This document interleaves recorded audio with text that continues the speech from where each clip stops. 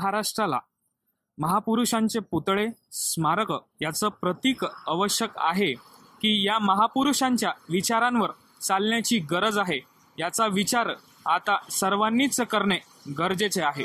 कोणत्याही पुतळ्याची पावित्र्य राखल्या गेलं पाहिजे।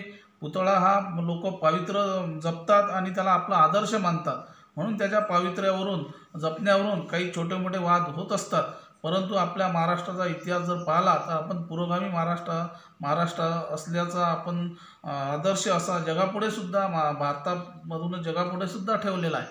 परंतु याही गोष्टीला आपल्याला पर्याय आता देता येईल, कारण गावोगावी जर पाहिलं आपण की काही समाजकंटक असतात, त्या समाजकंटकाकडून किंवा शासनाकडून थोड्याफार चुका ह्या होत असतात आणि त्यामधून असे वाद उद्भवतात। म्हणून त्याला जर पर्याय द्यायचा असेल तर आपण जागोजागी आपल्या गावातला एकच चौक असते, ग्रामीण भागातला जर विचार केला तर तिथं आपण त्या आदर्श महामानवांच्या नावाने जर आपण वाचनालय उघडलं, आता तर त्याही पुढे जाऊन लायब्ररी सारखं जर आपण वाचनालय उघडलं आणि त्याच महामानवाचं नाव देऊन फक्त त्या महामानवाचाच अभ्यास तिथं केला जाईल आणि त्यांचं चरित्र तिथं उपलब्ध केल्या जाईल, एक प्रकारचं त्याला तुम्ही आपण शिवार म्हणूया किंवा वाचनालय म्हणूया कोणतं तरी, आणि त्या महामानवाचं नाव देऊन हे जर उभारलं तर जो आपल्याला जो विचार साध्य करायचा आहे तो पुतळे न उभारताही त्यांच्या चरित्रातून अभ्यासातून हा साध्य होऊ शकतो आणि पुढची पिढी त्यामधून घडू शकते।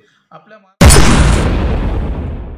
या सर्व सणांमध्ये उत्सवांमध्ये सर्व अंबाजोगाईकर एकत्र येतात आणि त्यात रममान होतात।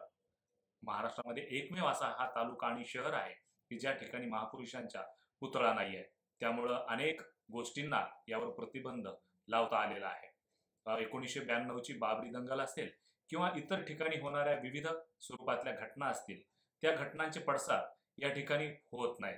निश्चितच याविषयीचा निषेध असेल किंवा एक प्रतिकात्मक त्याविषयीची संवेदना आणि भावना असेल ती व्यक्त होते, परंतु या ठिकाणची जी रिॲक्शन आहे ती रिॲक्शन वेगळ्या पद्धतीनं या ठिकाणी मांडली जाते।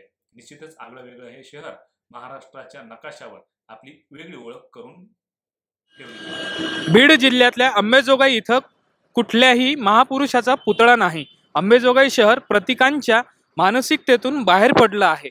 महाराष्ट्र आणि देशानंही पुतळ्यांच्या प्रतीकांपासून बाहेर पडण्याची गरज आहे। मॅक्स महाराष्ट्र, निखिल शहा, बुलढाणा।